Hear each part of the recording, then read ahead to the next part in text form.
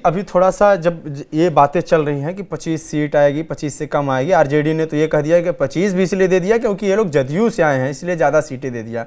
क्या आकलन कहता है आपका कि या ये सिर्फ बयान है या फिर एक जो बात जो पश्चिम बंगाल में चल गई थी, पश्चिम बंगाल में बोला था कि 100 से कम सीटें बीजेपी की रहेगी और सही हो गई, इसके बाद आप लोग भी थोड़ा सा इस चीज़ को लेके अलर्ट हैं, जो कि पॉलिटिक्स को समझते हैं और इन चीज़ों को जानते हैं बिहार को, कि हो सकता है प्रशांत किशोर की बात सही हो जाए, 25 से भी कम आए।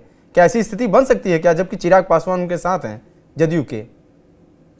देखिए, अगर नीतीश कुमार अकेले चुनाव लड़ते हैं, गठबंधन नहीं होता है, तो प्रशांत किशोर की बात सही हो सकती है कि भाई अकेले अगर जनता दल चुनाव लड़ता है, किसी से गठबंधन नहीं, तो सही बात है 20-25 सीट में सिमट जाए। लेकिन अभी एनडीए का गठबंधन है, चिराग पासवान साथ हैं, गठबंधन अभी सबसे मजबूत गठबंधन एनडीए का। तो ऐसी परिस्थिति में 25 सीट अगर जनता दल को आएगी तो भाजपा को कितनी सीटें आएगी? अगर उनको 25 सीट आएगी तो भाजपा भी 25 से 40 सीट में सिमट जाएगी।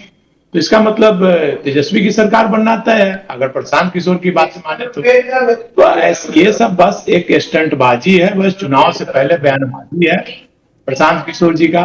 अभी आप देखिए प्रशांत किशोर जी क्या कर रहे हैं, क्रेडिट कार्ड बांट रहे हैं 10-10 रुपया लेकर के, मार्केट में काउंटर खोले हुए हैं कि भाई ये क्रेडिट कार्ड ले लो, चुनाव के बाद सरकार बनेगी तो 20,000 रुपया, 10-10 रुपया का क्रेडिट कार्ड मेरे पास भी आया है लेकर के कि देखिए ना एक मिल रहा है, तो गांव-गांव में वो क्रेडिट कार्ड बेचा जा रहा है।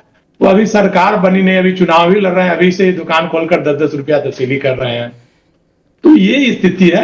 आप जान लीजिए बिहार में अकेले दम पर भारतीय जनता पार्टी सबसे बड़ा गठबंधन है, सबसे बड़ी पार्टी है, लेकिन वो भी अकेले दम पर सरकार नहीं बना सकती है। हाँ, प्रशांत किशोर चुनाव लड़ रहे हैं, अच्छी बात है, घूम रहे हैं पूरे बिहार, एक उनका मार्केटिंग फंडा है, क्योंकि चुनाव लड़ाते हैं तो मार्केटिंग स्ट्रेटजी है, बिजनेस करते हैं, स्ट्रेटजी है, मार्केटिंग स्ट्रेटजी है, कैसे मीडिया में छाया रहना है, कैसे मार्केट में बना रहना।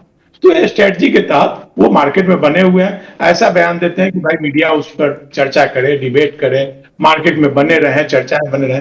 लेकिन आप जान लीजिए रिजल्ट, आप जानिए 5% वोट ले आए, 10% वोट ले आए प्रशांत किशोर, लेकिन सीट नहीं ज्यादा उन्हें आने वाली है। मुझे लगता है कि 2 अंक में भी आ जाए खुद तो बड़ी बात है, 2 अंक में भी आ जाए तो बहुत बड़ी बात है। जो भी कैंडिडेट जीतेंगे वो अपने दम पर जीतेंगे, ना कि प्रशांत किशोर की पार्टी के दम पर। उन्हें कौन सा वोट आए? नीतीश कुमार ने डेवलपमेंट का एक बड़ा वर्क किया है पिछले 20 वर्षों में। नीतीश कुमार ने कुछ कमियां हैं, अलग बात है, नीतीश कुमार ने कमियां हैं, उन्होंने कुछ गलत निर्णय लिया है, लेकिन उनके नजर में वो सही निर्णय। लेकिन डेवलपमेंट की बात अगर की जाए बिहार में, सड़क का, भवन का, मतलब आवागमन का, क्राइम कंट्रोल का बहुत हद तक उन्होंने किया था। हाल के दिनों में भले क्राइम बढ़ गया है, लेकिन डेवलपमेंट वर्क तो नीतीश कुमार ने किया है, इसमें तो कोई डाउट नहीं।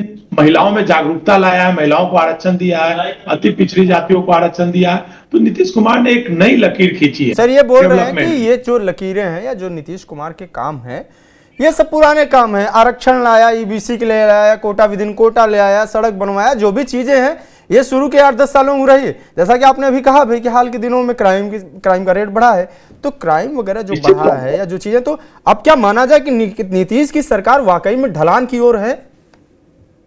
देखिए, इसमें कोई डाउट नहीं, 20 सालों तक सरकार में रहे तो एंटी इनकम्बेंसी फैक्टर होता है।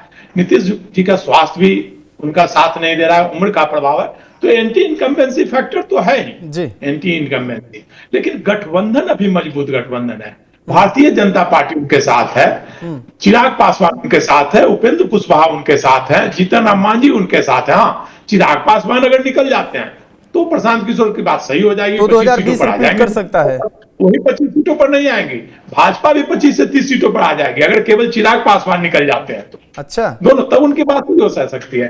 चिराग पासवान का जो 5% 6% वोट है वो डिसाइडिंग फैक्टर है, वो जिधर जाएगा उसका पलड़ा भारी होगा। अगर चिराग पासवान अकेले भी लड़ जाते हैं पूरे बिहार में तो तेजस्वी यादव की सरकार बन जाएगी और एनडीए गठबंधन बहुत ही निचले पायदान पे चले जाएंगे। हाँ, चिराग पासवान और प्रशांत किशोर मिलकर गठबंधन करते हैं तब एक त्रिकोणात्मक मुकाबला होगा बिहार में, एनडीए, इंडिया और प्रशांत किशोर चिराग पासवान का। लेकिन अकेला चना भाड़ नहीं फोड़ सकता है, अकेला न प्रशांत किशोर कुछ कर सकते हैं, न नीतीश कुमार कुछ कर सकते हैं, न भाजपा कुछ कर सकती है। अब फिलहाल अभी तक कोई ऐसा एग्जांपल नहीं दिखा, जैसे आरजेडी इतनी बड़ी पार्टी है, कहते हैं कितना बड़ा वोट बैंक है और बेस है, सब कुछ अच्छा है, लेकिन 22 सीटों पर सिमटी गई थी, पुराना चुनाव जब देखें 2010 वाला। अभी भी आरजेडी, अगर अभी भी आरजेडी एनडीए जिस प्रकार का गठबंधन है, तो अभी भी आरजेडी फिर वही स्थिति पर आ सकती है, 25-30 सीटों पर सिमट सकती है। इसमें कोई बड़ी बात नहीं। अगर एनडीए मजबूती से लड़ेगा और भाजपा जो इंटरनली पिछले बार नीतीश कुमार को हराने का प्रयास किया गया था भाजपा द्वारा, चिराग पासवान को खड़ा करके, फिर अगर इस बार नहीं किया जाएगा तो फिर आरजेडी 25 से 30 सीटों में सिमट करके रह जाएगी। आरजेडी का जो वोट बैंक है बस वही तक है।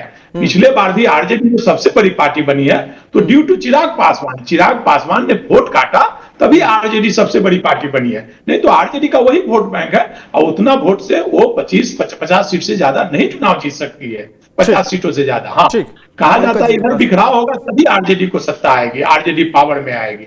लेकिन गठबंधन मजबूत है, इसलिए आरजेडी की भी राह मुश्किल है, प्रशांत किशोर की भी राह मुश्किल है।